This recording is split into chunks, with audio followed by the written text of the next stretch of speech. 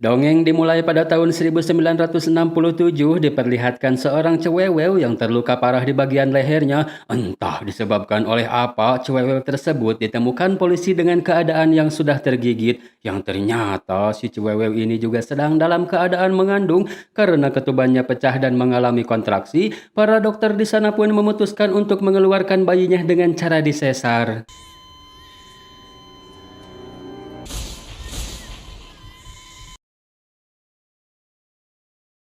31 tahun telah berlalu sejak insiden tadi. Terlihat dua sejoli yang sedang berkendara di mana si cewek akan membawa kekasihnya ke suatu tempat yang merupakan sebuah kejutan besar. The fuck we doing here? Setelah melewati tempat mengerikan dipenuhi dengan tulang belulang yang entah itu tempat apa, ternyata si cewek ngajak kebogohnya ke tempat ajab-ajab.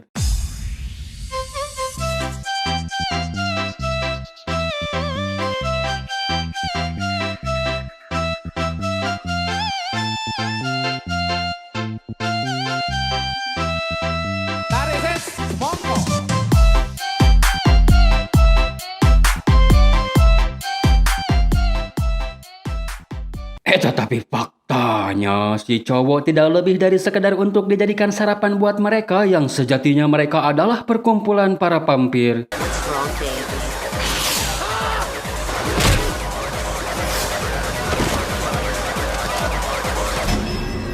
Namun tiba-tiba saja muncul seseorang di sana di mana para vampir sangat kenal dan ketakutan dengan beliau yang mereka sebut dengan sebutan Blade si hitam keras berurat.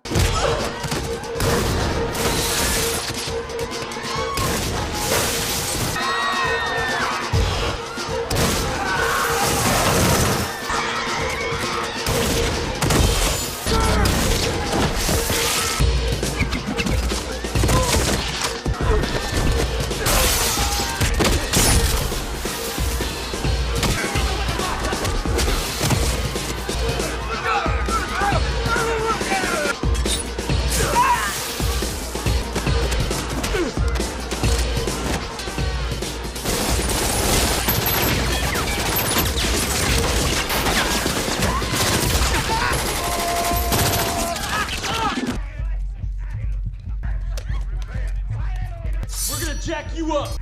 That's him.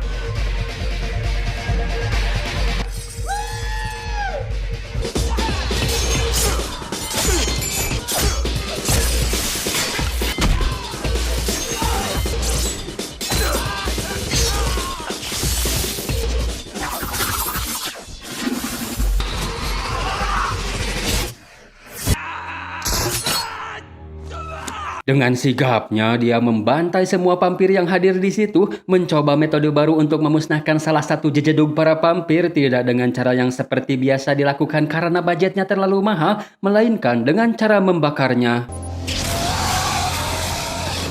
Apakah si Blade adalah orok yang di awal tadi, gengs? Aparatur keamanan pun tiba di sana tanpa mereka sadari kalau yang terbakar adalah vampir. Lantas mereka pun membawanya ke rumah sakit sumber sehat untuk dilakukan otopsi. Dr. Karen Johnson, ahli hematologi, menemukan beberapa kejanggalan karena si mayat memiliki gula darah 3 kali lipat di atas normal, asam surat dan fosfor yang melebihi batas grafik. Tidak percaya dengan hasil lab karena semua nampak mustahil dan tidak masuk akal. Seraya pergi ke ruang otopsi untuk melihat secara langsung si mayat.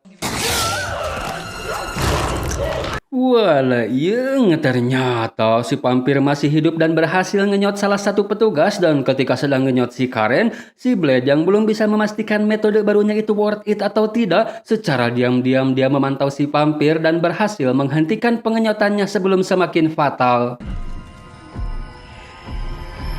Jadi selama bertahun-tahun ini si Blade selalu menjalankan aksinya secara diam-diam ya gengs. Makanya para aparatur sipil tidak bisa membedakan mana kawan mana lawan. Hidup mereka juga adem ayem saja karena setiap aksi yang dilakukan para vampir selalu dapat digagalkan oleh si Blade. Jadinya si vampir berhasil kabur. Saat akan meninggalkan si Karen yang sudah terinfeksi, tiba-tiba saja muncul bayang-bayang semua akan mendiang ibunya yang membuat si Blade memutuskan untuk membawa si Karen.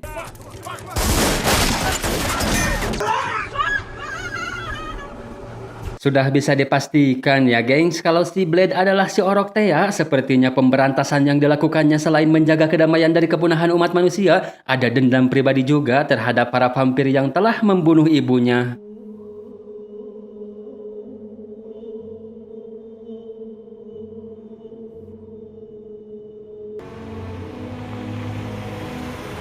Di markasnya sendiri, di sana sudah ada si Abraham yang merupakan rekan si Blade dalam misi memberantas vampir. Si Blade minta rekannya supaya mengobati infeksi si Karen dengan mencoba menyuntikkan bawang putih yang sudah dihaluskan. Si vampir tadi ternyata bernama Queen yang merupakan kacung kepercayaan dari vampir yang punya pengaruh dan ambisi besar. Dan ini dia Dewan para Vampir yang sedang melakukan kongres untuk membahas kelakuan si Blade yang semakin meresahkan, di mana mereka menyebut si Blade sebagai Daywalker. Kongres tersebut dipimpin oleh Sigitano selaku sesepuh vampir. Dikarenakan insiden tadi terjadi di bar salah satu vampir, maka dari itu Sigitano minta supaya dipanggilkan si Pros. Nah, si Pros inilah vampir yang punya pengaruh dan ambisi besar itu, sekaligus dunungannya si Queen vampir yang dibakar tadi. Para dewan memperingati si Pros untuk tidak gegabah karena itu hanya akan menyulitkan kita. Menghadapi si hitam kuat berurat saja kita kerepotan. Bagaimana kalau aparatur negara juga sampai tahu? Mikir atuh sate Pros. Namun si Pros begitu polontong dan berani, padahal dia bukan vampir murni melainkan manusia yang sudah terinfeksi. Seperti yang kita tahu,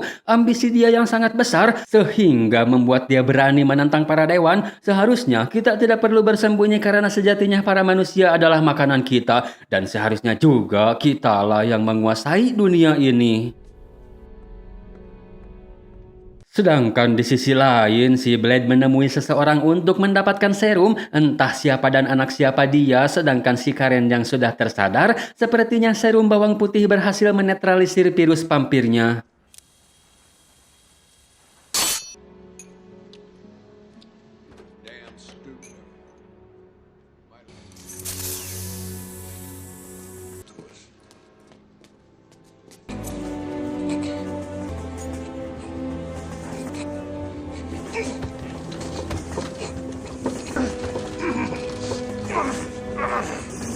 Serum yang baru si Blade dapatkan tadi disuntikan pada dirinya. Apakah si Blade vampir hybrid gitu gengs? Hal itu dilihat si Karen yang kabur setelah ketahuan. Tapi semua akses jalan keluar sudah dikunci, dan jika memang kau ingin pergi dari sini, maka si Blade lah yang akan mengantarmu pulang. Tapi sebelum itu si Abraham memperingati si Karen kalau si Karen sudah dikenali para vampir yang akan menjadi incaran mereka, dan mereka ada di mana-mana. Meskipun si Karen telah melihat dengan mata kepalanya sendiri, dia masih meragukan perkataan si Abraham. Tapi meskipun begitu, si Abraham tetap berbaik hati dengan memberikan satu item yang bisa mengkonter para vampir.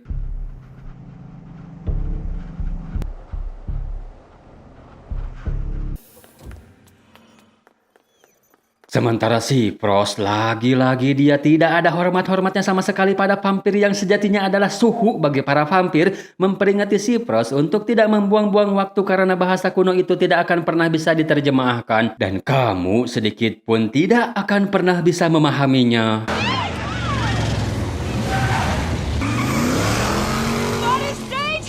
Kembali ke si Blade yang sudah sampai di kos-kosan si Karen. Belum juga apa-apa, tanda-tanda keberadaan para vampir pun mulai dapat ia rasakan tatkala bertemu dengan sekelompok orang yang berlogo sama pada lehernya. Namun setelah keluar dari lift, seketika mereka semua menghilang dari pandangan si Karen. Wah, apakah semua vampir kebal matahari, gengs? Dan ketika sedang packing, tiba-tiba saja ada satu polisi masuk dengan dalih keamanan karena melihat pintu terbuka, yang faktanya dia ternyata merupakan seorang vampir juga. Tapi si Blade ternyata tidak pergi, dan orang berpakaian polisi itu ternyata adalah salah satu manusia yang berkomplot dengan para vampir. Oh, jadi yang tadi juga kayaknya manusia, gengs. Dan tanda itu menandakan kalau mereka adalah antek-anteknya si Frost. Terbukti dengan stok darah yang sepertinya pesanan dari si Pros, si Blade terpaksa harus mendagorkan hulunya karena dia tidak mau membocorkan kemana darah ini akan diantar ketika hendak akan dibedil. Tapi dihalangi si Karen karena ini di depan umum, membuat si polisi gadungan itu punya celah untuk kabur dan gagal menangkapnya kembali.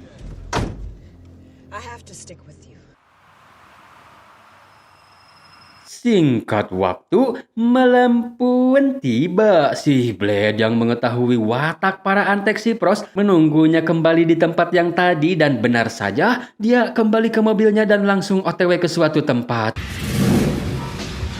It's Krieger. Code 16009.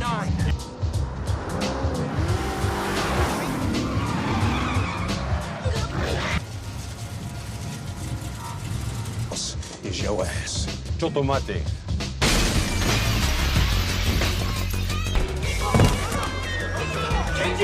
Si Blade pun akhirnya bisa menangkap kembali si polisi. Dengan sedikit paksaan, dia pun akhirnya mau buka mulut juga. Sebuah jalan dari pintu kulkas menuju ke ruang samodel arsip di mana sejarah vampir tertulis di sini dengan lengkap. Memang tempat ini terlalu canggih untuk tingkatan sekelas vampir, namun perlu kamu ketahui, mereka mendalami beberapa hal, mulai dari politik, finansial, sampai ke bank negara dan setengah kota telah berhasil mereka kuasai. Sedangkan si Frost yang masih berusaha menerjemahkan huruf kuno, ternyata kotak itu layaknya kamar dan ada satu cewewenya juga di sana, ngajak si Frost supaya segera bergegas untuk menghadiri pesta yang akan digelar. Dan akhirnya si Frost berhasil dan selesai juga mentranslate-nya.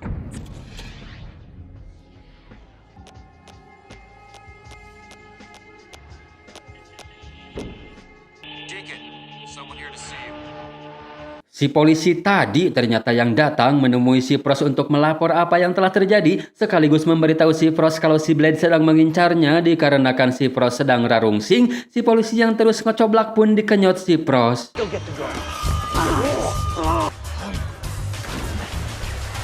Si Frost juga kembali ngutus si Queen untuk menangkap si Blade hidup-hidup. Si Blade-nya sendiri yang masih berada di ruang arsip menemukan vampir obesitas bernama Pearl yang ternyata dia sedang pice dengan si Frost dan hanya bisa mendoakan si Pearl semoga mati dengan terhormat karena si Pearl sendiri adalah seorang legenda dan sudah menjadi sejarah para vampir. Congratulations, Blade. Si Blade menanyakan ini gambar apa, dijawab ngasal oleh si Pearl kalau itu hanya sebuah jimot mainan para bocil, membuat si Blade harus menggunakan cara kasar dengan menyerotinya memakai sinar ultraviolet. Dia pun akhirnya buka mulut juga kalau itu sebuah potongan ramalan tentang kedatangan Lamagra merupakan jiwa ke-12 yang akan membangkitkan Blood God. Si Blade yang melihat satu dis pun membawanya juga melihat ada satu pintu lagi, dia pun langsung menghancurkannya supaya bisa membuka dan mengeceknya. Yang ternyata merupakan ruang tiap halaman dari buku yang vampir yakini alias Alkitabnya para vampir. Di sana juga ada penghuninya yang ngajak si Blade untuk main ucing-ucingan.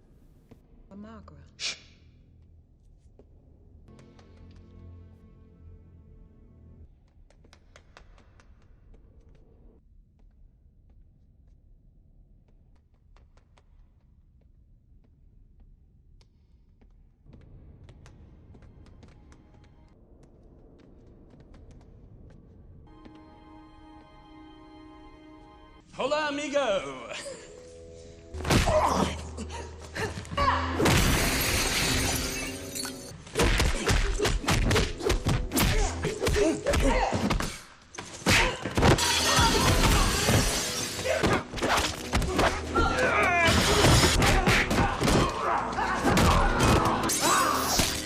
Hey, hey! Take it out alive. His pig sticker. Fuck up, Grease! Dikarenakan pesan dari si Frost supaya menangkap si Blade hidup-hidup, mereka pun tidak membunuhnya, hanya sebatas akan membuat si Blade melemah saja. Syukur-syukur si Blade bisa pingsan jadi lebih mudah membawanya, tapi dikarenakan si Blade terlalu kuat, dia pun berhasil ngulur waktu sampai bantuan tiba.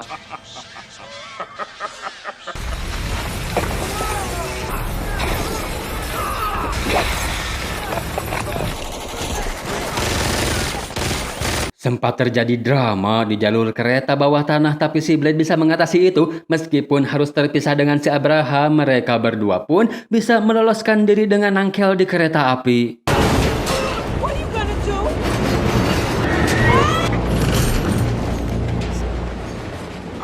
Si Singkat waktu, mereka semua sudah kembali ke markas. Akhirnya kita diberitahu juga tentang perjalanan si Blade mulai dari Orok hingga saat ini. Tapi gak dari Orok juga ya gengs. Karena si Abraham menemukan si Blade pada saat usianya 13 tahun. Dikala itu si Blade hidup di jalanan dan sering memangsa para gelandangan. Keinginannya akan darah baru hilang saat dia menginjak masa puber. Sempat akan membunuhnya karena si Abraham mengira dia adalah seorang vampir. Tapi setelah ditelak-telak, si Abraham pun menyadari siapa si Blade dan potensi apa yang dia miliki. Mamahnya si Blade yang terinfeksi sebelum melahirkan membuat si Blade ketika lahir mewarisi perubahan genetik akibat infeksi. Dia mewarisi DNA vampir layaknya bagaimana vampir pada umumnya. Selain kuat, dia juga berurat, mampu meregen luka dengan sangat cepat. Dia juga kebal terhadap bawang putih, perak, bahkan sinar matahari. Tapi dia juga menua layaknya manusia. Satu-satunya hal yang disesali si Abraham adalah si Blade yang mewarisi akan haus darah sebagai para vampir. Oh, jadi serum yang disuntikan ke tubuh si Blade waktu itu supaya si Blade bisa ngontrol haus darahnya, gengs.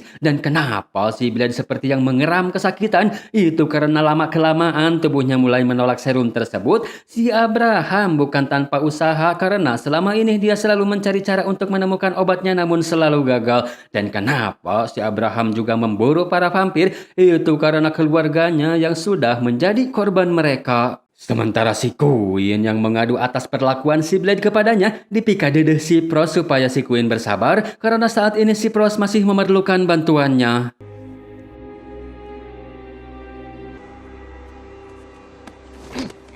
Semakin edan saja si Pros ini dengan membawa salah satu anggota dewan keluar saat matahari akan terbit, mencabut kedua taringnya dan mengikat supaya tidak bisa kabur.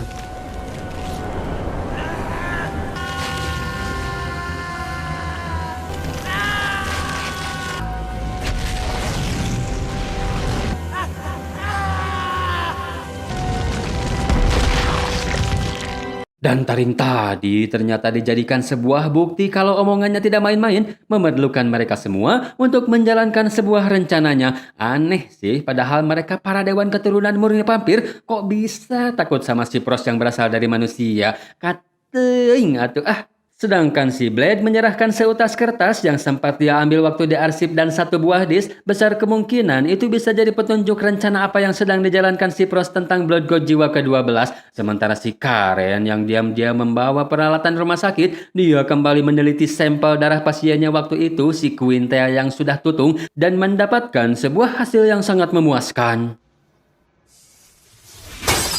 Maybe you could use it to explode some vampire heads. Si Karen juga akan meneliti darah si Blade yang mungkin saja si Karen bisa menemukan penawar haus darahnya si Blade. Namun saat sedang diambil darahnya, si Abraham tidak berhenti batuk bengek yang ternyata dia mengidap kanker stadium 4. Is he sick? Cancer. Singkat waktu, setelah bekerja semalaman paginya si Karen melihat luka bekas gigitan si Queen. Diketahui si Abraham yang memprediksi kalau si Karen punya waktu hanya sekitaran 2 hari saja. Eta si Pros nekat menampakkan dirinya di siang bolong dengan memakai tabir surya sehingga dia tidak terbakar ketika terkena sinar matahari dengan menyandra satu bocil supaya si Blade tidak bertindak gegabah. Si Pros juga selama ini ternyata selalu mengawasi si Blade sampai dia tahu segala tek-tek bengek tentang si Blade. Tujuan utama dia mendatangi si Blade adalah mengajaknya kerjasama untuk menjalankan satu rencananya, tapi si Blade tolak mentah-mentah karena dia tahu itu pasti ada hubungannya dengan Blood God jiwa ke-12 Lamagra.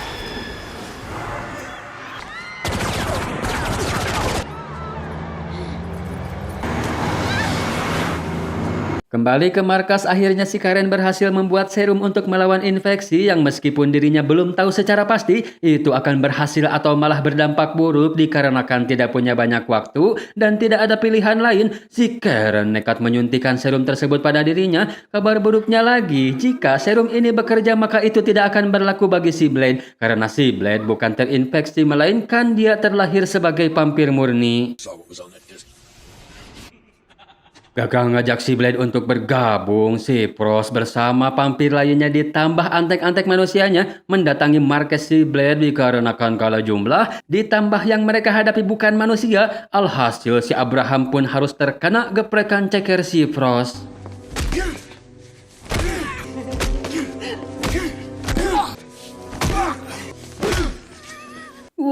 Apakah ini akan jadi akhir bagi si Abraham? Padahal si Abraham belum sempat memberitahu si Blade ya, gengs, tentang rencana si Frost yang sudah dia ketahui.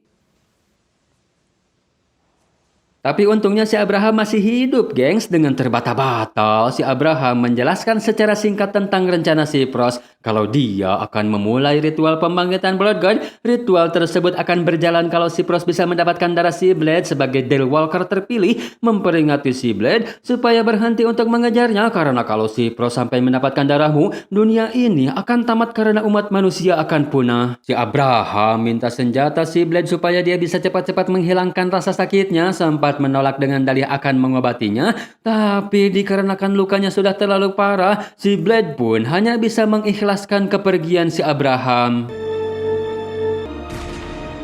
Cerdiknya si Frost, dia menculik si Karen sebagai pancingan dan meninggalkan pesan digital kalau si Blade menginginkan si Karen selamat, maka datanglah ke menara Elgewood.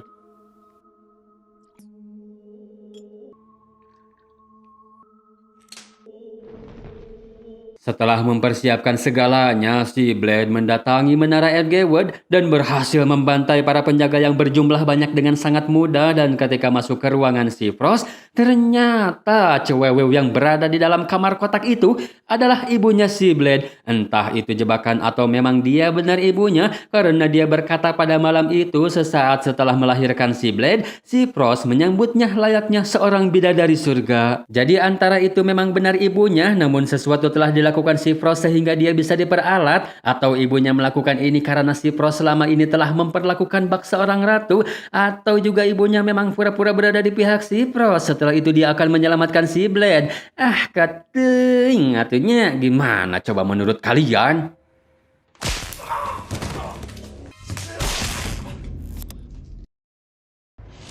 I need my serum.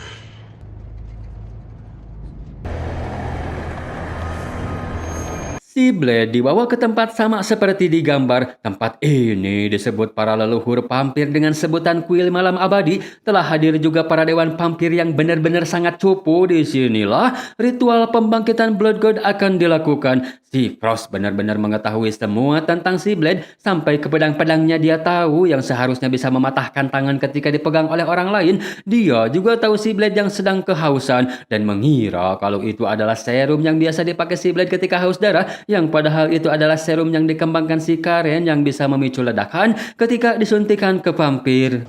Come on, let's go. Let's go. Ketika yang lain akan dipersiapkan untuk memulai ritual, si Karen dimasukkan ke sebuah lubang yang di dalamnya ternyata ada rekan dokter si Karen yang waktu itu digigit si Queen. Namun si Karen berhasil lolos dari sana, sedangkan ibunya si Blade nampaknya dia benar-benar sudah terpengaruh oleh si Frost karena dia sudah menjadi vampir. Maka tak aneh kalau si Blade terlihat seperti lebih tua karena para vampir memiliki pertumbuhan yang jauh sangat lambat daripada manusia.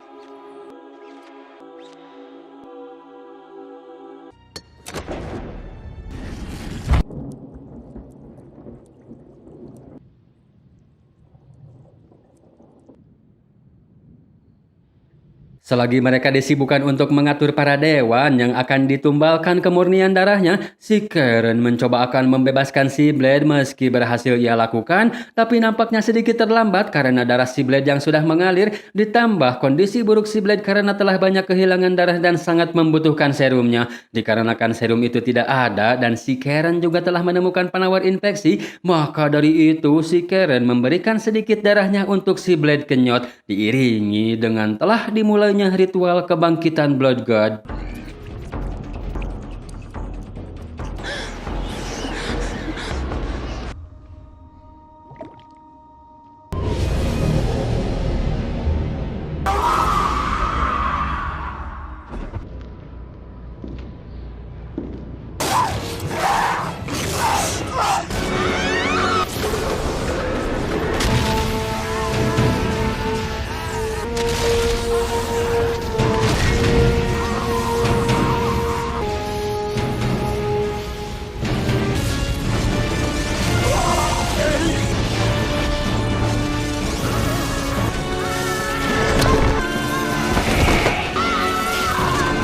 Ritualnya lebih ke arah mentransfer jiwa-jiwa para vampir murni ke dalam tubuh si Frost ya geng, sehingga dia bisa memiliki Blood God dan sudah setara vampir murni. Si Blade yang setelah membunuh ibunya langsung bergegas ke medan ritual, memusnahkan sekaligus mengambil kembali kacamatanya yang disita si Queen dan membantai seluruh para vampir yang hadir di sana.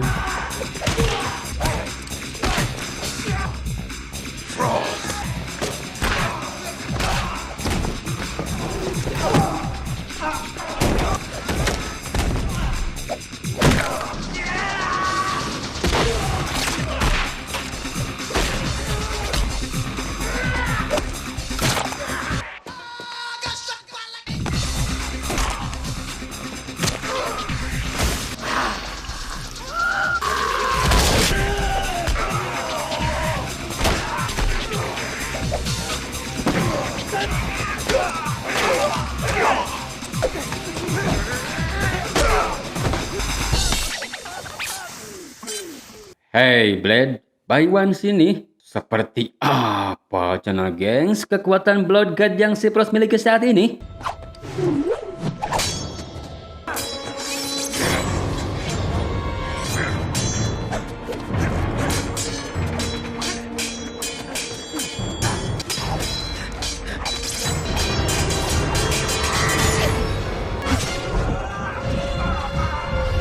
Itu dia, kemampuan Blood God si Pro sangat mengerikan sekali karena dia tidak bisa dilukai, namun si Blade juga tidak kalah cerdas. Jelas dia membutuhkan si Halberd supaya bisa mengurangi efek regennya dan menambah 80 physical attack serta 25 attack speed.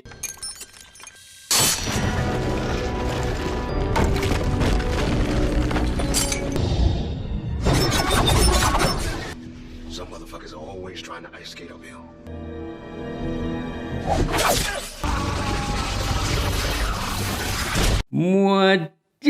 Tah makanya jangan sok kuat dek mentang-mentang dapat Uranus, cutting dan ngerusuh seenak jidat. Setelah mengalahkan si Frost dan keluar dari sana, si Karen minta si Blade supaya kembali ke markas untuk menyembuhkan semua lukanya. Namun ternyata ini baru awal, perang belum selesai dan masih berlanjut. Jika si Karen memang berniat mau membantu, upgrade lah serum yang telah kamu kembangkan supaya lebih OP dan sakit lagi.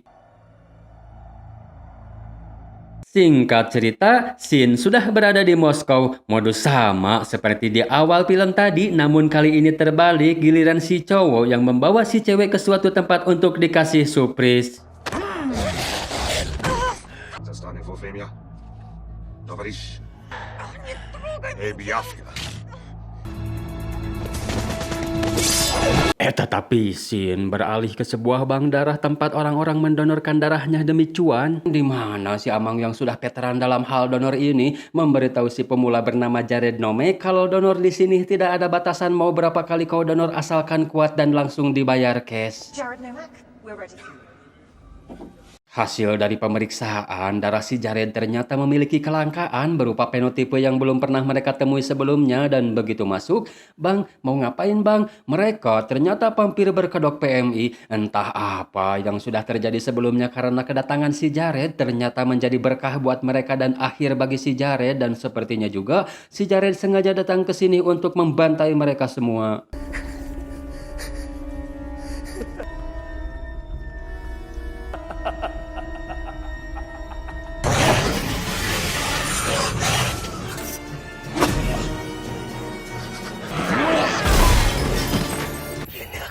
Yes.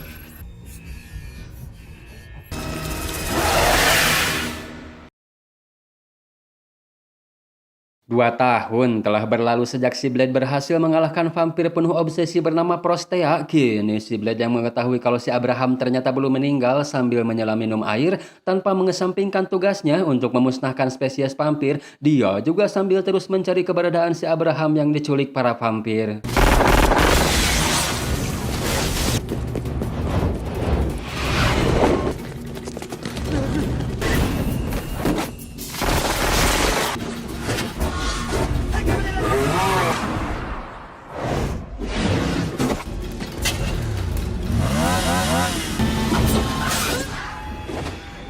Take me to it, and I'll consider you a loose end.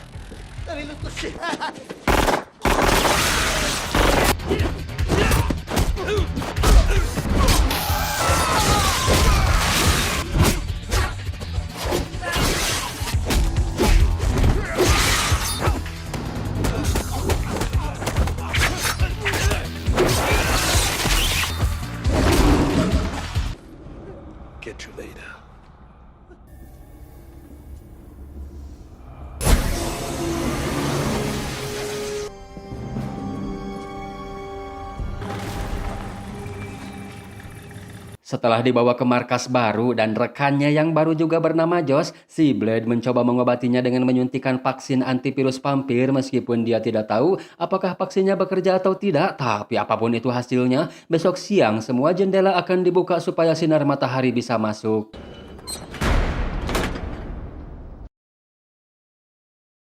Singkat waktu, setelah matahari terbit, si Blade pun membukakan jendela dan mendapati si Abraham seperti yang baru saja mengalami rungkad saat nyepin. Tapi kabar baiknya, vaksin antivirus vampir itu bekerja sehingga si Abraham kembali menjadi manusia. Dan ternyata selama ini si Blade telah mencari keberadaan si Abraham mulai dari Moskow, Rumania hingga saat ini di Ceko karena mereka yang selalu memindah-mindahkanmu. Saat si Blade memperkenalkannya pada si Josh, tiba-tiba saja alarm keamanan berbunyi tanda adanya penyusup yang terdeteksi kalau mereka bukan manusia.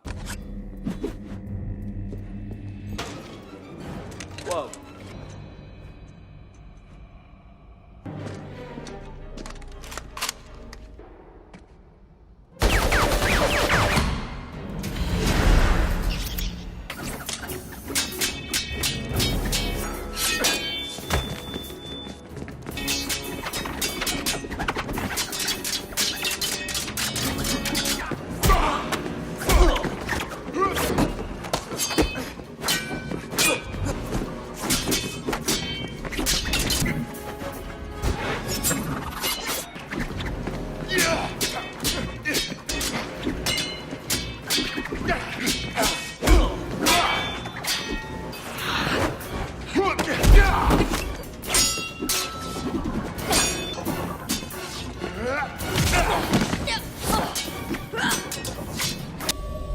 Misa, Poda, Nodruk. Namun faktanya, kedatangan mereka bukan untuk mencari keributan, hanya saja karena si Abraham yang terlalu agresif membuat mereka berdua terpaksa melakukan perlawanan, dan tujuan mereka adalah untuk mengantar surat dari lembaga tertinggi pervampiran akan genjatan senjata. Sang penguasa vampir bernama Eli Damaskinos ingin bertemu dengan si Blade, sedangkan mereka berduanya bernama Asad dan Nisa. Awalnya, si Blade adalah musuh yang paling ditakuti para vampir, namun kini ada yang berkeliaran di jalan, sesuatu yang lebih buruk bahkan dari si Blade itu sendiri. Setelah sampai di markas yang merupakan pusat kekuatan terbesar dari para vampir di negara ini, si Blade pun dibawa dan diperkenalkan pada si Ellie dan satu orang lagi bernama Karel Koinen yang sepertinya pernah terlibat dalam urusan si Pros. Namun dia sangat berterima kasih karena telah menyingkirkan si Pros. Itu sama dengan membantu kita dan kini kita memerlukan kembali bantuan si Blade. Si Blade diperlihatkan rekaman pada saat si Jared membantai semua yang ada di Bank Darah. Kalau dia terlahir sebagai vampir dan mempunyai kemampuan yang sama dengan si Blade, bedanya dia tidak hanya membantai kami para vampir melainkan manusia juga, dan setiap manusia yang telah terinfeksi olehnya mereka tidak mati melainkan menjadi penebar maut. Layaknya seperti orang sakau narkoboy, mereka perlu makan setiap hari yang sudah jelas targetnya adalah random. Sejauh ini hasil pengamatan mereka kalau si Jared telah keluar selama 72 jam dan perkiraan orang yang terinfeksi mencapai sekitar 12-an orang dan akan terus bertambah jika kita tidak segera menghentikannya. Sebenarnya si Blade dilema ya gengs, karena tidak mau membantu para vampir yang selama ini dia buru dan musnahkan. Tapi di sisi lain manusia yang selama ini si Blade lindungi, populasinya juga terancam. Si Karel menginginkan si Blade untuk memimpin pasukan Bloodpack, pasukan khusus yang sebenarnya sudah dia siapkan selama 2 tahun untuk memburu si Blade. Sedangkan di kota, si Jared beserta reng-rengan sedang menunjukkan aksinya. Kembali ke si Blade yang diperkenalkan pada seluruh anggota Bloodpack. Mereka adalah Reinhard, Chupa, Snowman, Priest, Pelarain, dan Leghammer. Namun salah satu anggota Bloodpack ada yang polontong seraya ngeharewas apakah kau ngompol Blade karena melihat kegarangan kami yang sejatinya disiapkan untuk memburumu. Seketika dia pun dibuat tiparius dan ditanamkan alat peledak yang bisa kapan saja si Blade ledakan, dan setiap kali ada yang mencoba melepasnya maka itu akan menjadi sebuah pemicu untuk meledakannya juga. Balik ngeharewas, apa kau sudah tahu caranya minta ampun pada sepuh? Ampun sepuh. Memperingati semua anggota Bloodpack, mulai hari ini kita adalah sebuah unit dan kalian harus patuh terhadap semua perintahku. Dikarenakan si Blade belum pernah bertemu dan memahami si Jared, maka ia pun bertanya pada mereka berdua tempat apa yang harus kita gerebek terlebih dahulu. The House of Pain.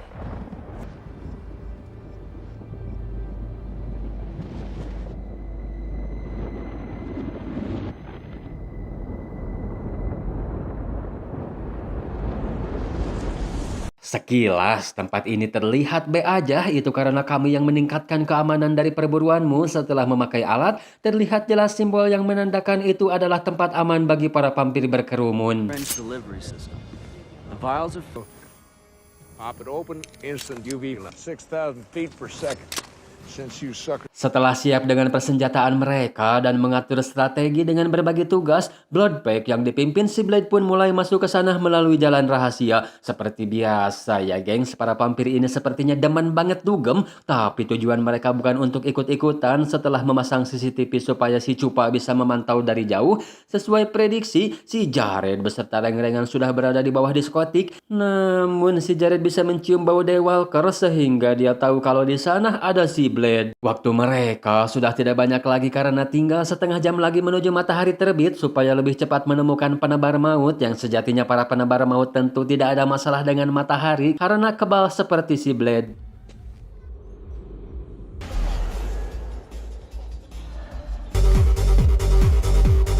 Nampaknya semua personil telah mereka ketahui, ditandai dengan keberadaan beberapa penebar maut di sekitaran mobil pengawas dan hilangnya si Abraham yang berjaga di atap, ditambah kesergapnya si Nisa oleh si Jared, tapi untungnya dapat ditemukan si Blade dan pertarungan pun tidak bisa dihindari lagi.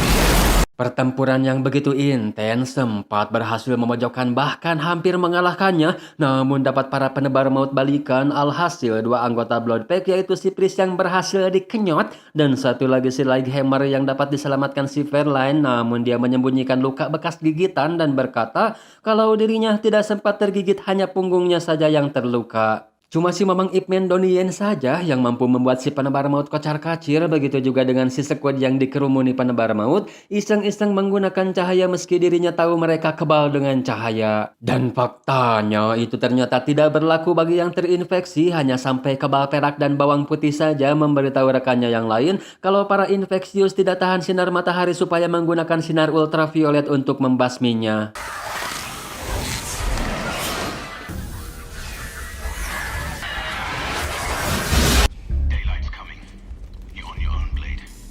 Priest is down. Tinggal menyisakan si Blade saja sendiri, yang lain pergerakannya terbatas karena matahari telah terbit. Si Blade pun dipertemukan dengan si Jared dan pertempuran antar Daywalker pun disiarkan secara live di Anteng bersama.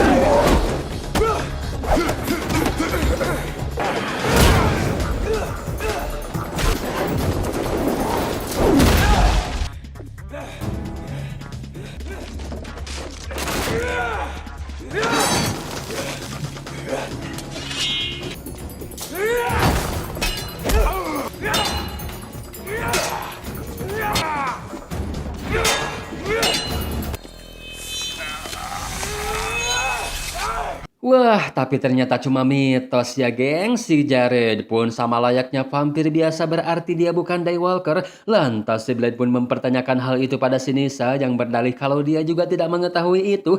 Tapi dia tidak bisa menjawab tatkala si Blade bertanya kenapa si Jared tidak membunuhnya waktu itu. Sedangkan si Priest yang mulai berubah dan terus adug-adugan dikarenakan mereka belum menemukan vaksinnya. Secara terpaksa si Blade harus membakarnya dengan sinar matahari.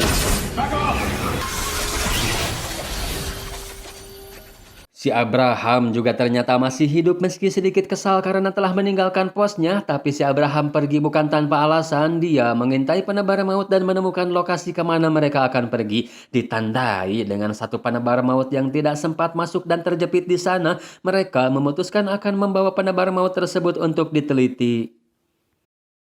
Singkat waktu, hari pun sudah gelap dan mereka semua bisa kembali ke markas yang langsung meneliti satu infeksius penebar maut. Kalau cara kerja mereka bukan menggigit seperti vampir pada umumnya, melainkan menggunakan lidah yang terdapat semacam jarum untuk menyuntikkan virus, sedangkan rahangnya digunakan untuk menyuntikkan racun saraf yang dapat melumpuhkan si korban sehingga pengenyotan darahnya bisa optimal tanpa adanya perlawanan.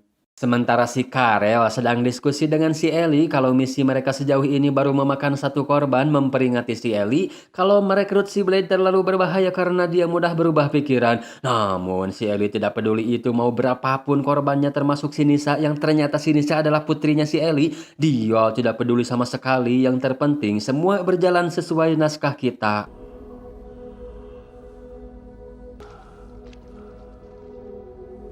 Kembali ke mereka yang mencoba mencari tahu lebih dalam lagi dengan cara membedahnya dan melakukan eksperimen dengan meneteskan darah pada tubuhnya. Alhasil meskipun otaknya sudah mati, nampaknya tidak dengan tubuhnya yang masih bereaksi dan berusaha tetap makan. Maka dari itu, dikarenakan waktu kita tidak banyak, si Blade akan memanfaatkan sinar matahari. Dengan kata lain, kita akan memburu mereka di siang hari supaya mempersiapkan semua kebutuhan kalian yang bisa menahan sinar matahari supaya tidak terbakar. These things are as different from us. Di sisi lainnya, si Joe sedang mencari tongkat fosfor untuk membuat granat sinar ultraviolet yang sebelumnya sempat dicoba oleh si Abraham namun gagal. Setelah mendapatkannya, mereka membuat granat sinar ultraviolet bersama. Sambil bercerita kenapa si Josh bisa bersama si Blade itu karena si Josh yang terselamatkan saat dimangsa vampir lalu membawanya hingga saat ini mereka terus selalu bersama. Alright.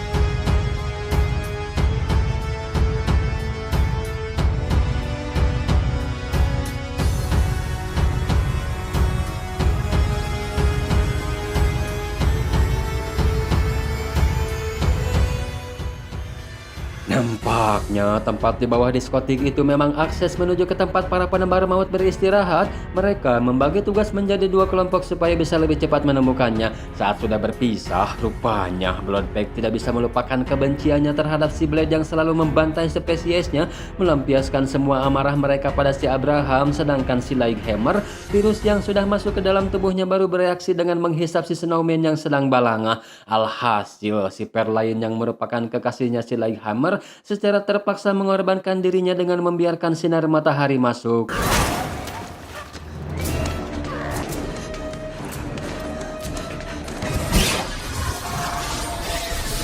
Diperburuk dengan penebar maut yang mulai menunjukkan eksistensinya. Begitu juga di kelompoknya si Blade harus kembali menelan korban tatkala para penebar maut bermunculan dari dalam air. Tapi untungnya si Nisa dapat selamat dan disuruh menjauh karena si Blade akan meledakkan bom sinar ultraviolet.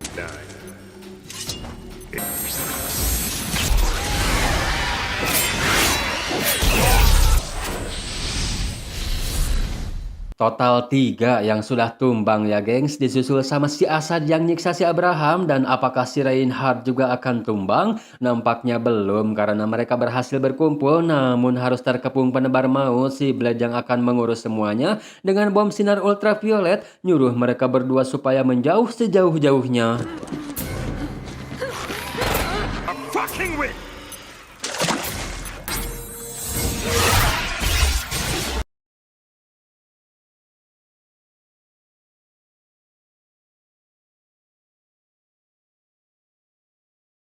Betapa edan dan banyaknya jumlah mereka, padahal baru 4 hari si Jared menebar virus tersebut. Tidak ada cara lain sih ini mah selain meledakkan sekaligus bom sinar ultraviolet yang tersisa.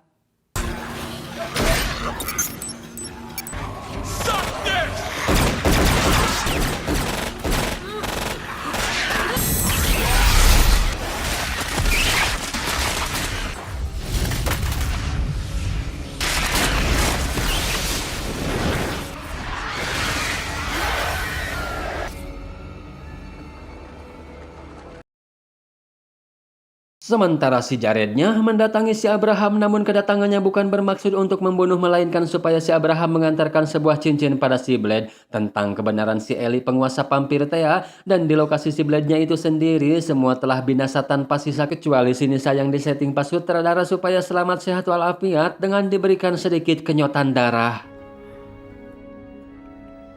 Dan kini si Karel pun mulai menunjukkan kebiadabannya dan si Reinhard juga ternyata belum modar. Bukan hanya si Blade, si Abraham juga mereka setrum bertujuan supaya mudah untuk menangkapnya.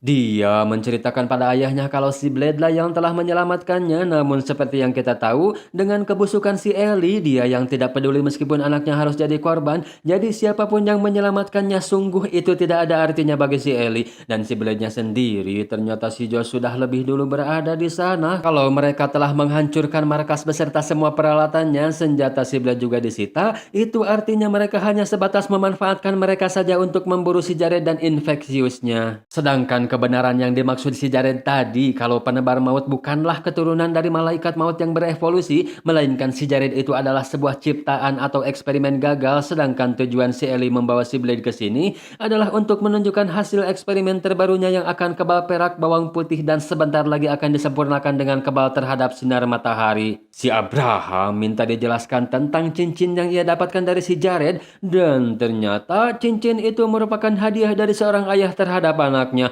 Wah, benar-benar si Ellie ini tidak peduli dengan anaknya demi obsesinya untuk menciptakan monster sebagai alat untuk menguasai dunia, sampai rela mengorbankan anaknya untuk dijadikan bahan eksperimen gagal. Terjawab juga kenapa si Ellie tidak membunuh si Nisa waktu itu, karena ia adalah adiknya si Jared itu sendiri.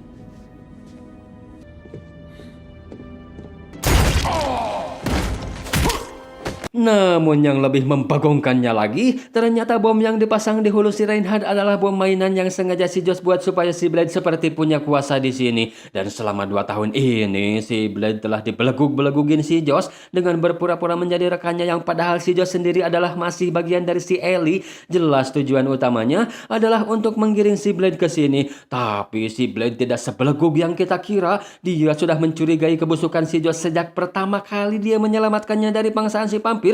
Dalam kata lain, si Josh lah yang sebenarnya selama 2 tahun ini berada dalam genggaman si Blade. Dan bom itu perlu kau ketahui, Josh, kalau itu bukanlah bom mainan seperti yang kau kira.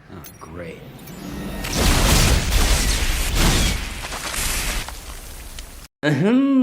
Raos double kill ya gengs, plot twist dibayar plot twist. Tapi si Blade lagi-lagi mereka setrum supaya tidak lebih membahayakan lagi dan membawanya ke ruang di mana di situ sudah ada si Karel yang sudah siap dengan alat penyedot darahnya. Find the missing key.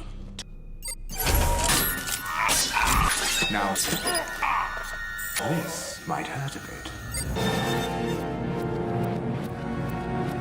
Apakah si Jared saat ini berada di pihak si Blade, sedangkan si Nisa yang ngajak ayahnya bicara empat mata mengungkapkan kekecewaannya atas perlakuannya selama ini secara gamblang. Si Bubble Ellie pun kini mengatakan kalau kekuasaan lebih penting dari apapun, termasuk darah dagingnya sendiri. Sedangkan si Blade yang sudah lemah membisikkan si Karel kalau si Jared akan segera datang, karena si Blade yang telah memberikan koordinat lokasi ini untuk membalaskan dendamnya pada semua orang yang telah terlibat dalam proses penciptaannya.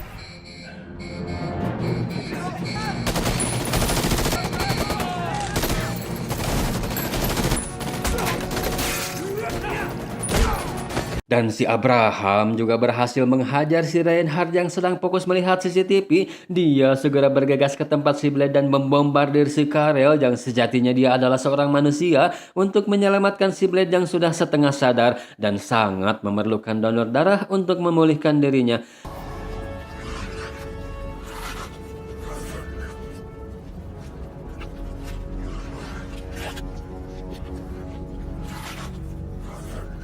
Setelah berhasil menghabisi semua penjaga, akhirnya si Jared bisa bertemu juga dengan si Ellie. Namun sayangnya dia keburu kabur menggunakan lift, sementara si Abraham yang membawa si Blade untuk bisa mendapatkan darah dapat halangan dari si Reinhard, meski pada akhirnya si Blade berhasil nyebur ke kolam darah yang tanpa disadari si Reinhard kalau itu sebenarnya bisa memulihkan kembali si Blade.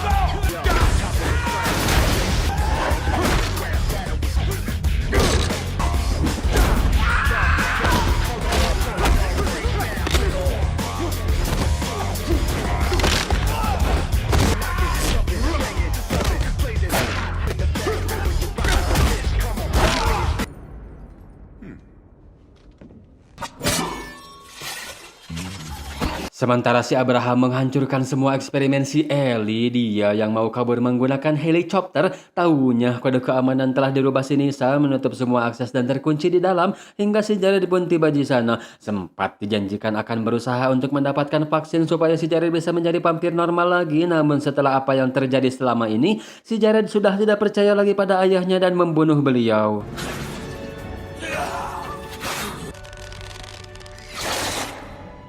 Begitu juga dengan si Nisa yang sudah pasrah dan merasa pantas mendapatkannya, minta kakaknya supaya mengakhiri ini semua. Di saat itu juga, si Blade datang dan dialah yang akan mengakhiri ini semua.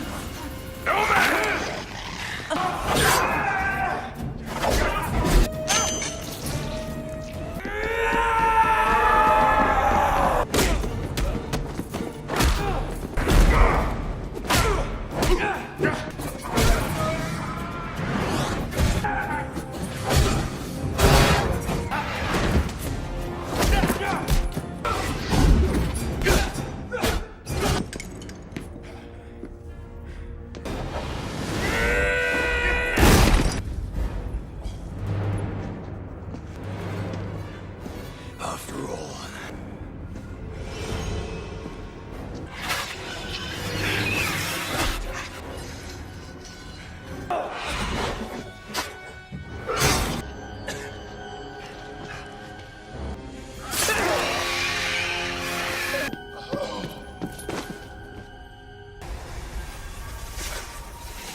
Si Nisa sudah tidak bisa diselamatkan lagi karena virus si Jared yang sudah semakin ia rasakan, dan permintaan terakhirnya, si Nisa yang pengen meninggal secara terhormat dan masih menjadi sebagai vampir, minta si Blade untuk mengantarnya melihat sunset meskipun bukan sunset Pangandaran.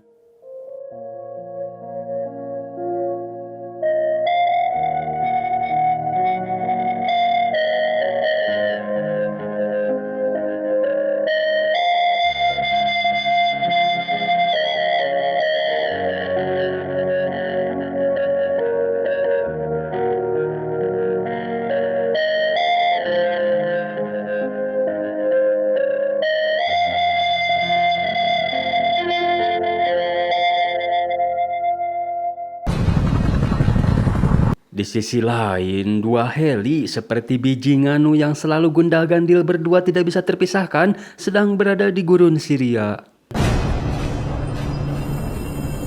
Kalem atuh mang, usut punya usut, ternyata mereka adalah para vampir yang toksik pada matahari karena kebal terhadap cahayanya. Palingan juga karena bajunya ya gengs.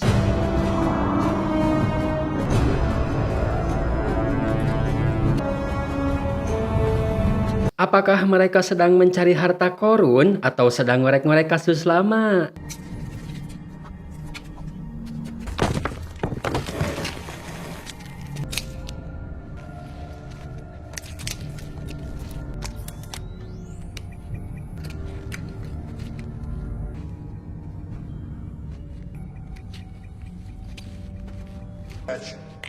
It's cuneiform.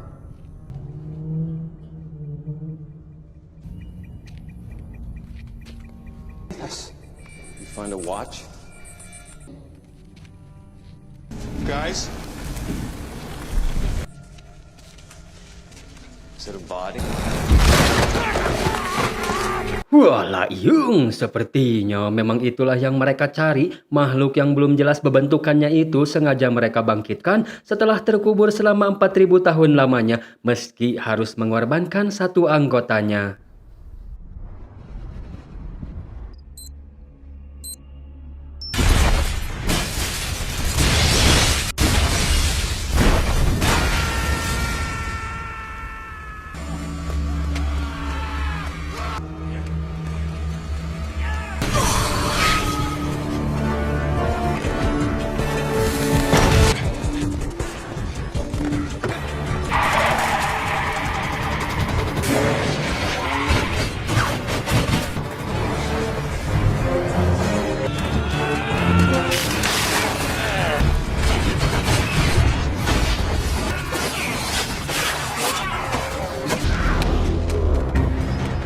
Masih dengan misinya memberantas para vampir, rupanya vampir-vampir ini sudah menyebar ke seluruh penjuru dunia. Namun pada faktanya, capek-capek melakukan action penuh adrenalin barusan tidak lain itu hanyalah sebuah jebakan belaka karena ada satu manusia yang menyamar jadi vampir.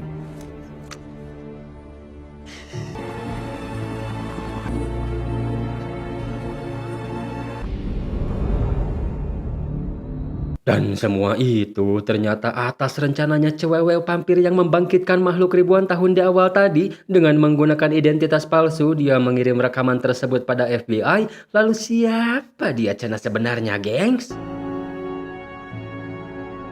Scene kembali ke si Blade yang sudah sampai di markas. Apes ada manusia di kerumunan vampir dan dia terbunuh. Mendengar hal itu, si Abraham hanya bisa berharap semoga tidak ada yang melihat kejadiannya sembari memberikan sebuah alat canggih yang kata si Abraham ini hasil pengembangan dari rekannya. Jadi si Blade tidak perlu repot-repot lagi menyuntikkan serum ya gengs, cukup menggigitnya saja maka alat itu akan bekerja secara otomatis.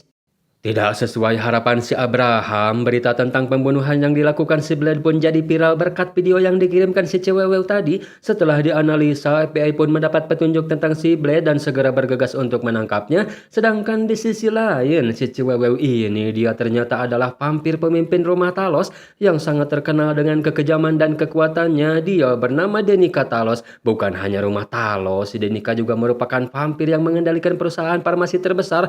Makhluk yang telah dibangkitkan waktu itu bukan berhasil mereka tangkap, melainkan keinginan si makhluk kuno itu sendiri yang mau ikut. Si Danica akan pergi ke dalam untuk mengeceknya.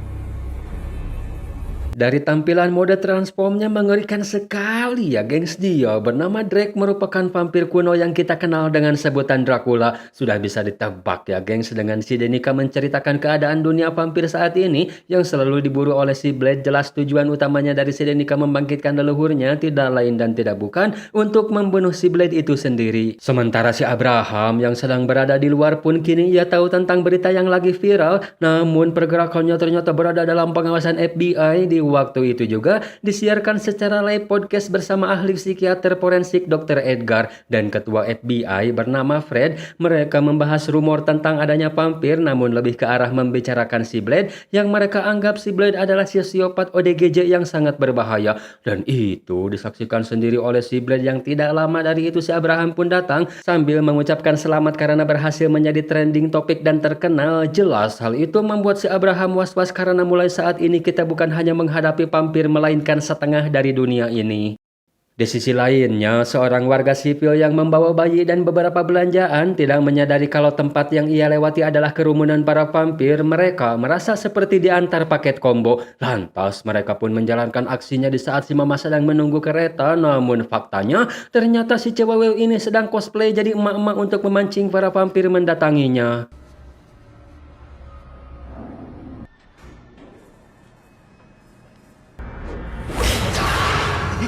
Hey.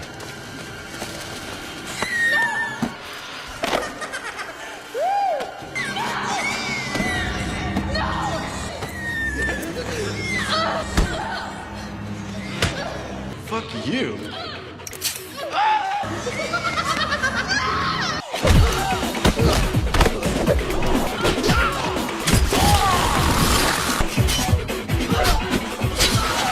Wah, siapa cina cewek ini, gengs? Kembali ke si Blade yang sudah mulai merasakan ancaman memberitahu si Abraham kalau hal yang dikhawatirkannya kini akan segera terjadi.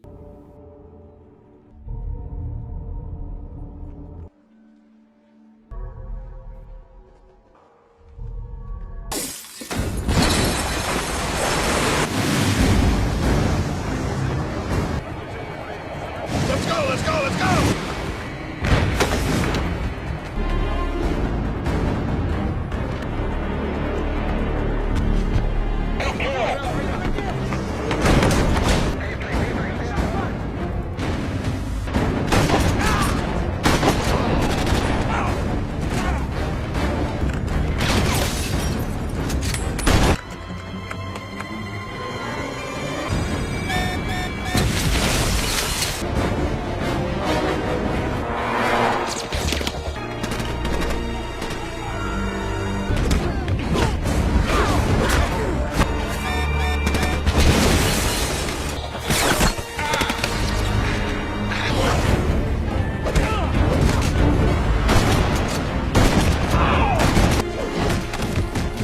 Namun sayang, ini harus jadi akhir dari kiprah si Abraham. Dia yang terluka akibat terkena tembakan secara terpaksa harus meledakkan dirinya bersama para pasukin. How's about this one?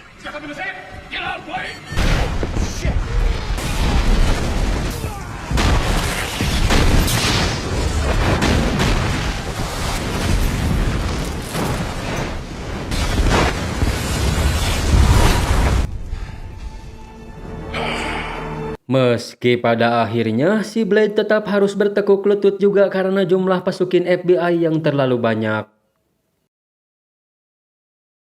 Si Blade dibawa ke markas FBI oleh agen khusus bernama Ray dan anggota FBI bernama Wilson. Meski sudah membunuh 1182 jiwa, namun itu semua adalah vampir dan familiar alias antek-antek manusianya. Hal itu dianggap bualan semata karena vampir bagi mereka hanya ada di dunia dongeng. Secara tiba-tiba si dokter forensik yang di podcast tadi datang supaya mereka menyerahkan si Blade pada ahlinya.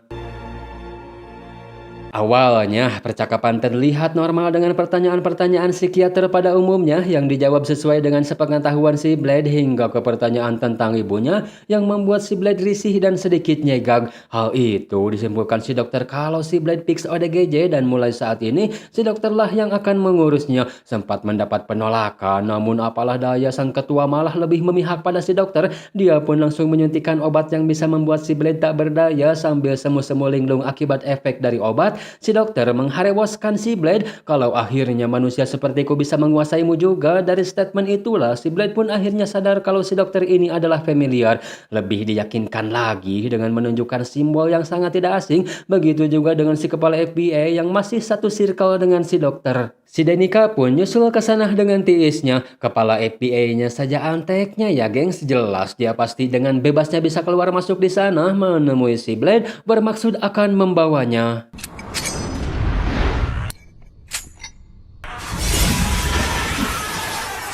Seseorang tiba-tiba saja masuk tanpa izin tapi para vampir sangat mengenalnya dengan sebutan Hannibal King. Dia juga memberikan alat yang sama seperti yang waktu itu si Abraham berikan ke si Blade.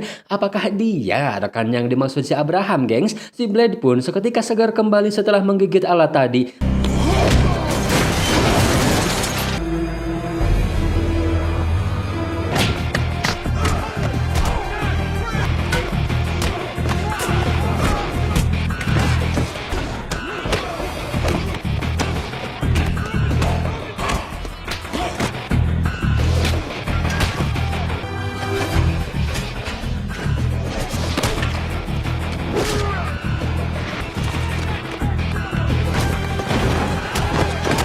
Si cewewew yang cosplay jadi emak-emak juga ada di sana dong. Di mana si King memanggilnya dengan sebutan Whistler? Apakah dia anaknya si Abraham? Kata si Abraham sih waktu di Blade 1, keluarganya habis terbunuh semua oleh vampir ya gengs. Tapi kating atunya poho deui.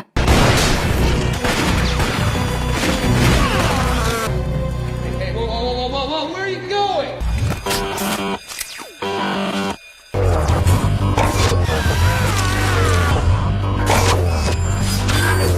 Mereka pun berhasil kabur dijemput oleh Kang Grab.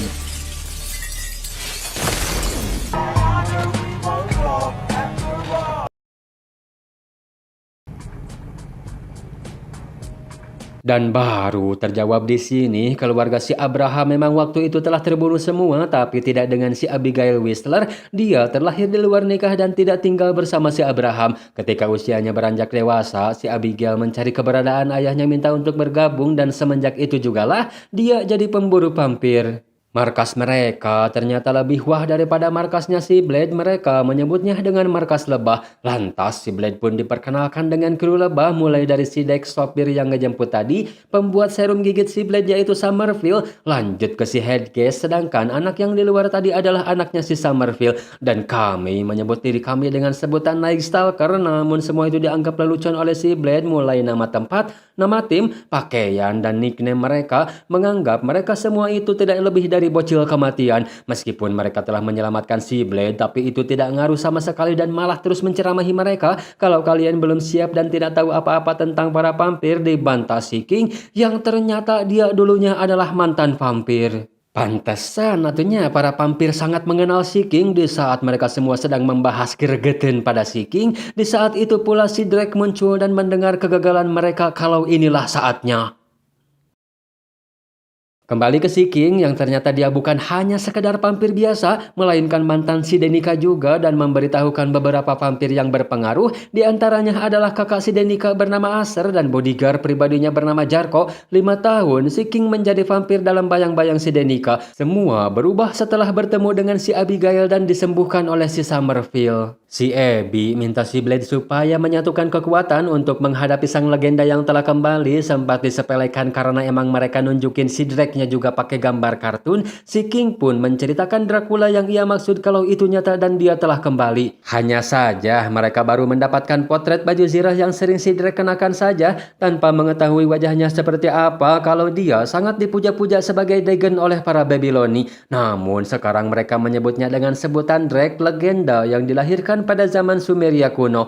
Tidak ada yang tahu soal asal-usul secara rinci si Drake, tapi mereka tahu kalau si Drake adalah vampir pertama di dunia. Dan rumor yang mereka dengar kalau para vampir sedang mengincar dia, yang konon katanya ia telah tertidur selama berabad-abad di suatu tempat, sedangkan informasi terakhir yang mereka dapat kalau para vampir telah berhasil menemukan dan membangkitkannya sekitar 6 bulan yang lalu.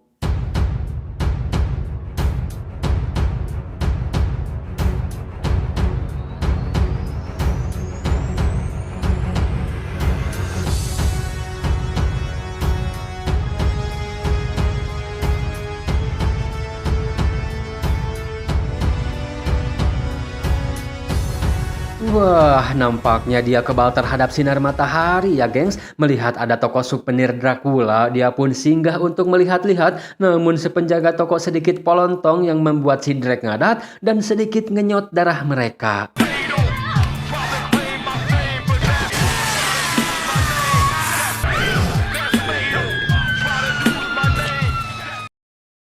Kembali ke markas, pengetahuan si King akan para vampir kalau mereka selalu penuh rencana, tapi apapun itu rencananya yang perlu kita lakukan adalah membuat strategi. Sebenarnya mereka punya satu senjata mematikan ya gengs, yaitu senjata biologis berupa virus pintar yang hanya menyerang vampir dan mereka namai dengan virus Daystar, bisa melenyapkan seluruh vampir hanya dalam satu gerakan. Masalahnya, kredibilitas dari Daystar itu sendiri belum teruji, mereka masih membutuhkan DNA vampir murni untuk diteliti lebih dalam lagi. Kemunculan si Drake membangkitkan kembali semangat mereka untuk menyelesaikan senjata biologis ini. Jika kita berhasil mendapatkan DNA-nya, mereka yakin Project Daystar akan sukses 100% dan semua vampir akan musnah dari muka bumi pertiwi ini. Hal itu akhirnya membuat si Blade mau bergabung juga dengan Night Stalker dan akan memancing si Drake keluar dengan sedikit memberi sentuhan pada familiar.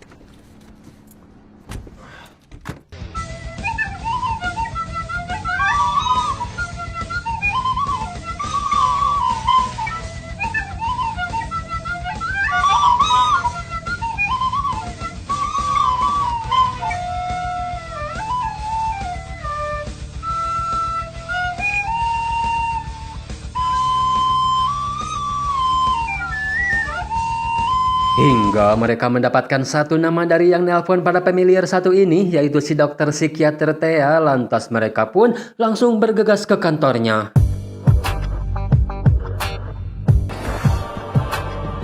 Just can't walk in here. Excuse me, sir.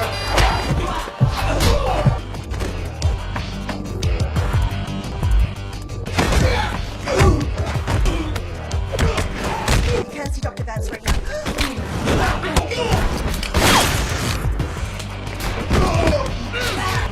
Setelah menemukannya, ternyata dia bukan si dokter melainkan si Drake. Sakti juga ya si Drake ini, punya ilmu kamuflase. Si Blade dan si Drake pun akhirnya bertatap muka juga. Tapi untuk saat ini si Drake lebih memilih menghindar dengan cara kabur dari sana.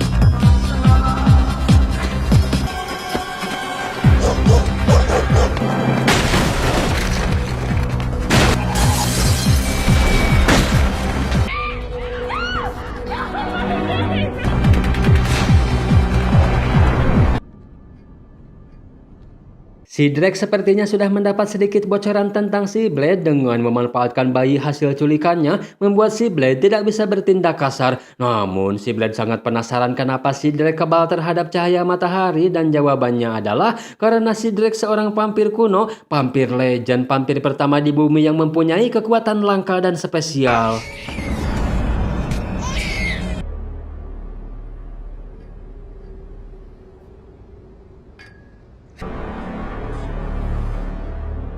Kuchigo.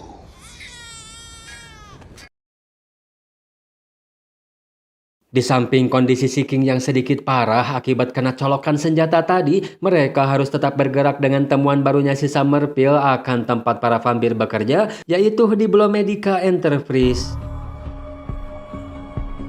Saat si ketua FBI datang, ternyata si Blade dan si Abby sudah menunggu di sana, maksa si Fred supaya membukakan akses untuk masuk ke dalam. Alangkah terkejutnya mereka setelah melihat apa yang ada di dalam. Ratusan manusia telah tervakum dalam plastik raksasa. Hal ini dianggap para vampir lebih efisien daripada harus terus memangsa manusia. Jadi mereka tetap dibiarkan hidup, gengs, tapi dalam kondisi koma dan otak yang sudah mati. Orang-orang ini juga merupakan orang-orangan jalanan semua, jadi tidak ada yang peduli dengan mereka, sehingga fasilitas produksi darah ini tetap aman. Si Fred diberi waktu 20 detik untuk kabur, namun hitungan si Blade ngacelok sehingga si Blade pun harus tutup usia, nyuruh si operator supaya menonaktifkan alat penyedot darahnya.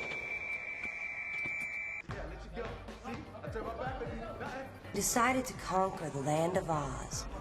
Now, Gnome King, having never...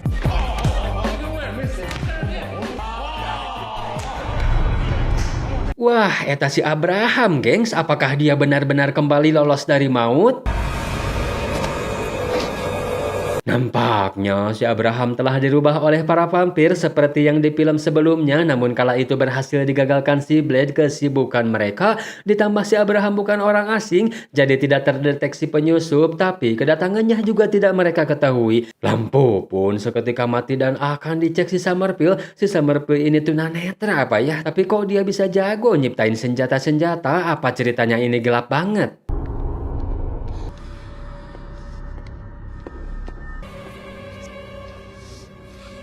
Si Drake juga ada di sana dong. Cuma nasib si King yang belum jelas terbunuh atau enggak. Sekembalinya mereka berdua mendapati markas dalam keadaan gelap dan sedikit acak-acakan, mereka pun meningkatkan kewaspadaan sambil ngecek keadaan. Sepertinya mereka semua sudah pergi, hanya meninggalkan pesan pada Kain kalau keabadian akan datang jika layak mendapatkannya.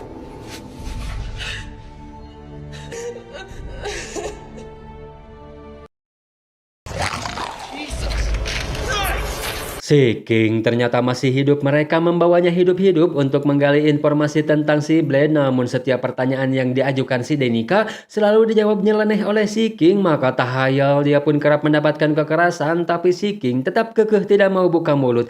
Meskipun dirinya diancam akan dijadikan vampir kembali, mengurungnya hingga rasa haus menguasai dirinya. Di saat itulah si Zoe, anak si Summerfield, akan dimasukkan supaya si King bisa menikmati detik-detik kematian si Zoe. Sedangkan mereka berdua kedatangan satu orang yang masih bagian dari Night Stalker. Dia bernama Calder, akan menggantikan si Dex sebagai sopir, membawa mereka berdua ke suatu tempat dan memperlihatkan pesan si Summerfield yang ia buat sebagai antisipasi jika hal buruk terjadi padanya. Memberitahukan hal penting tentang virus Daystar. Kalau dia telah berhasil menanamkan susunan virus, dia juga telah mengirimkan potongan genetis pada si Calder sebagai tindakan pencegahan. Andai saja stok utama kita dihancurkan, untuk mendapatkan kekuatan maksimum, kalian harus menggabungkannya dengan darah si Drake. Jika berhasil, maka vampir di sekitarnya akan musnah. Tapi si Summerfield juga tidak bisa menjamin kalau si Blade akan kebal terhadap virus ini. Seraya minta maaf pada si Blade karena si Summerfield sudah kehabisan waktu untuk mengujinya.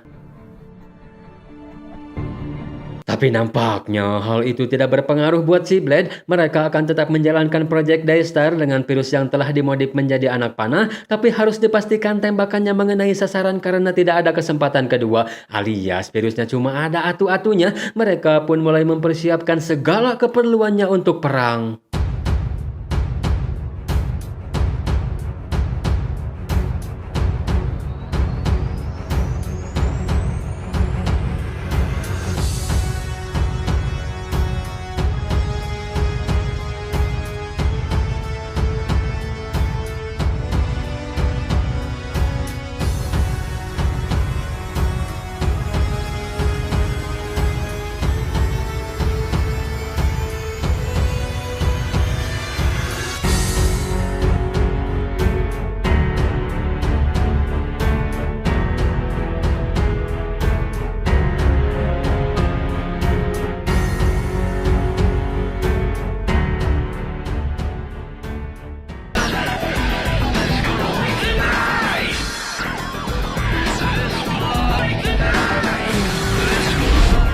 Kembali ke si King yang sudah babak belur tapi tetap tidak mau buka mulut karena si King percaya kalau teman-temannya akan segera datang. Mereka pasti sudah mengetahui lokasi si King berkat alat pelacak yang sudah ditanamkan. And then presto, instant cavalry. Should be singing right about now. Sesuai prediksi, si Blade pun datang ke sana dengan gagahnya, membuat vampir yang katanya terkenal dengan kekuatan dan kesadisannya ketar-ketir ketika melihat kemunculan si Blade.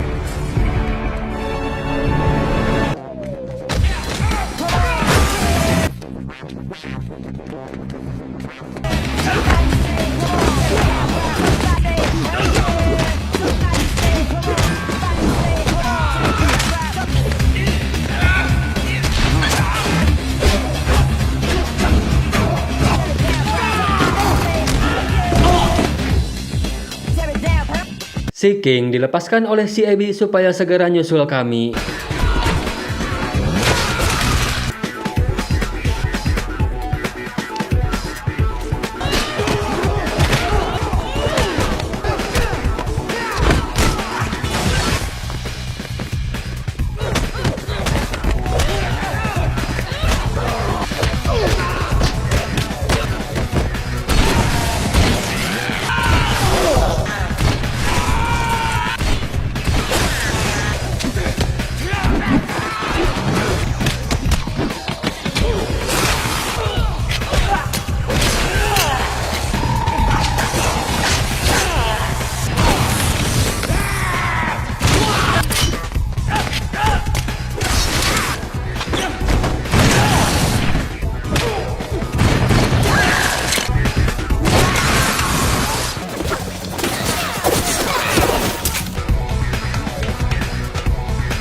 Apesnya si King malah bertemu lagi dengan gogok vampir, tapi namanya juga hewan bisa sangat mudah dijebak si King. Dan lagi-lagi keapesan dan kebalangahan si King membuatnya terjatuh dan harus kembali bertemu lagi dengan si Jarko. Si Abby bisa menemukan si Zo dan membawanya ke tempat aman, begitu juga dengan si Blade. Akhirnya dia bisa duel juga dengan si Drake. Seperti apa cena gengs? Kekuatan si vampir pertama, vampir kuno dengan kekuatan spesial dan langka itu.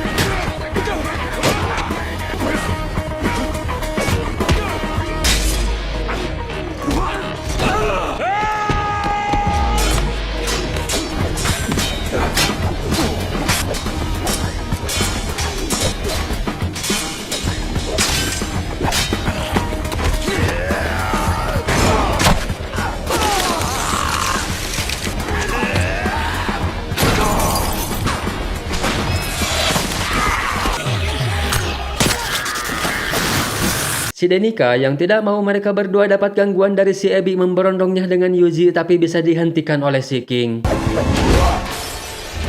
Kekuatannya muncul ketika si Drake sudah transform ke mode Dracula. Betapa mengerikannya dia karena si Blade tidak walakaya ketika menghadapinya dalam mode Dracula.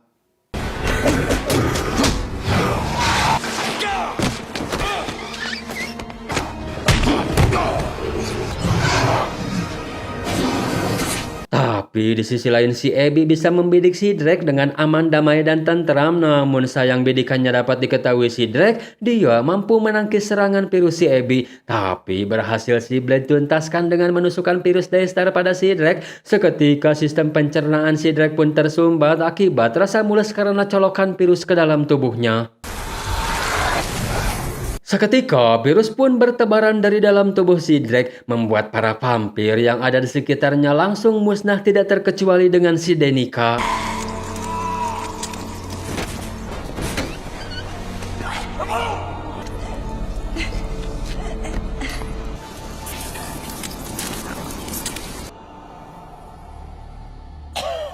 Kata-kata terakhir si Drake, dia bangga sama si Blade karena si Blade bertarung dengan kehormatan. Masa depan ras kita berada di tangan si Blade, tapi perlu si Blade ketahui, cepat atau lambat rasa haus akan selalu menang.